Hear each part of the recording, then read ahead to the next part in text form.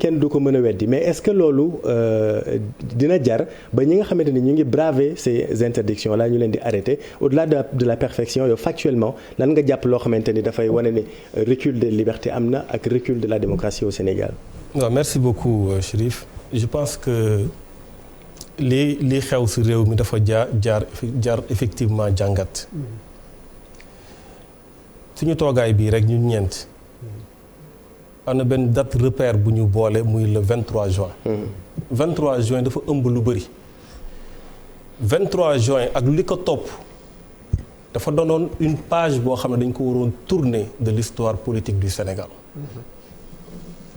parce que nag jaraloon na ba ay nit ñoo xamante ne yàlla def na heureusement bokkuñu ci ñu dugg ci dugg boo xamante ne ñàkk nañ ci seen bakkan man tëj nañ moo ci kii agressé nañ ko ci et cetera ku ci ne am na loo ci daj mais lu waroon sacrifice ultime boobu c'était pour dire plus jamais ça nañu tourner définitivement page yu nappaate page yu intimidation page yu abus de pouvoir tey lan mooy résultat bi et c'est ça qui est dramatique dans notre pays parce qu'on a l'impression que on est dans un cercle vicieux bu ñu mënul génn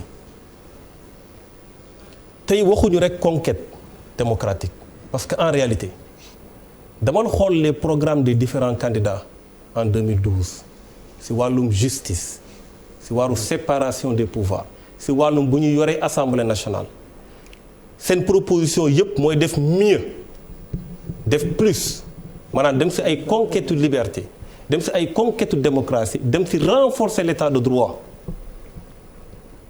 et soo demee aspect yooyu yëpp dafa ne fang ci programme yi parce que mbëbët la boo xam ne du candidat yi rek ñoo ko amoon mais Sénégalais yi ci boppam dañ ko wone dañ ko yàgg a jooy aujourd'hui lan moo am non seulement conquête yooyu defuñu ko dañ ko abandonné complètement mais on est dans de l'abus de pouvoir total à tout point de vue dama koy firndeel ñetti pouvoir moo am muy pouvoir judiciaire pouvoir législatif ak pouvoir exécutif su ñu jëlee rek ci mbirum Ousmane Sonko bii ñu bañee sori abus yi ci pouvoir bu ne feeñ na ci jour bañ ko convoqué mu ne du dem dégg ngeen Ousmane Sonko en conférence de presse mu ne procureur bi sax nee na su ñëwul na ngeen ko jëli ci koo xamante ne député la am immunité parlementaire am bien évidemment. Oui, mais ça c'est lui qui moom moo ko wax. Oui, tamit. Oui, mais waaw mais si tu peux le croire ou pas mais oui, moi je le crois. Mais c'est important quand même de dire que moom moo wax loolu donc mais dégguñu procureur wax loolu. waaw non dama ne moom wax na ne procureur bi wax na ko. oui loolu laa wax. mais dafa am leneen lu am après je pense que maître Massokhna wax na ko la présence policière extraordinaire bu fa am jour boobu. mais loolu ku képp jàppoon na ne ñi dañ ñëwoon pour jël si ko. Moi j'étais là-bas ce jour là-bas. La police a dit que c'était un dispositif de maintien de l'ordre. Après. Mais fan la kër Ousmane Sonko nekk. C'était kër góor gi. Ce n'est pas dans la voie publique ah si ruq la nekk ruq. foo xamante ne nit ñi fa nekk mun nañ fa nekk fii ba suba kenn du yëg sax parce que fii fu ne ñi ñaa ngi fay nekk. Mais supposons qu'on prenne des décisions pour dire que kenn du mobiliser wu. Mais il y avait pas plus de monde là-bas que jour ba ñuy inaugurer pont wu Yoff bi. Il n'y en avait pas plus. Il n'y en avait pas plus que jour bu président de la République di dem di def tournée économique ñu koy accueillir en pleine pandémie. Donc je pense que contexte nu mu demee woon waruñu woon attaquer nit ñi songu leen kooku mbirum justice la parce que le fait que ñu mën a ne dañuy ñëw pour convoquer ko c'est un problème. ñu ñëw si le pouvoir exécutif dégg naa léegi suñu grand Abdou Aziz Diop mu ne.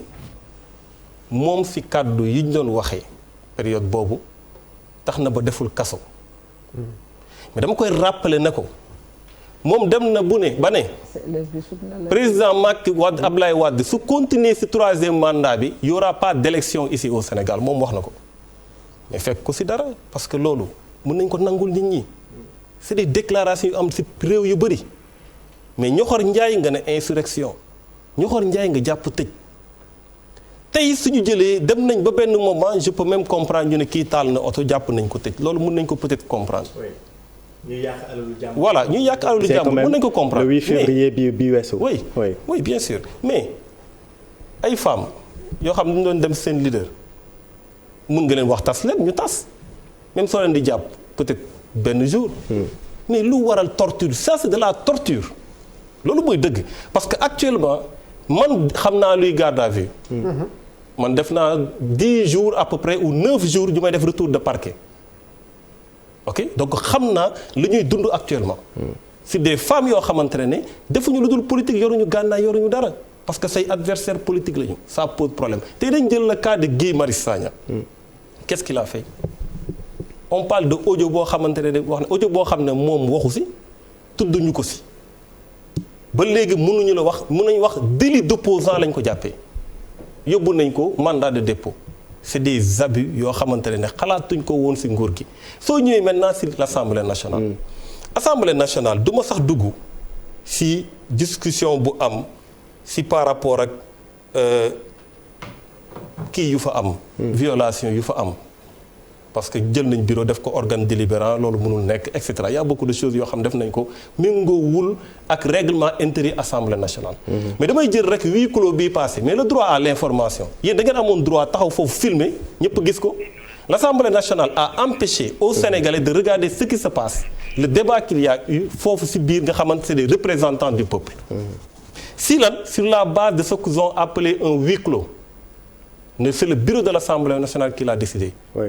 Pour dire que contexte yi on profite des situations pour abuser ces pouvoirs yi alors que tey huis clos dafa am ni ñu koy jëlee Assemblée nationale c'est l'article 62 du règlement intérieur de l'Assemblée ce n'est pas le bureau mooy def huis clos.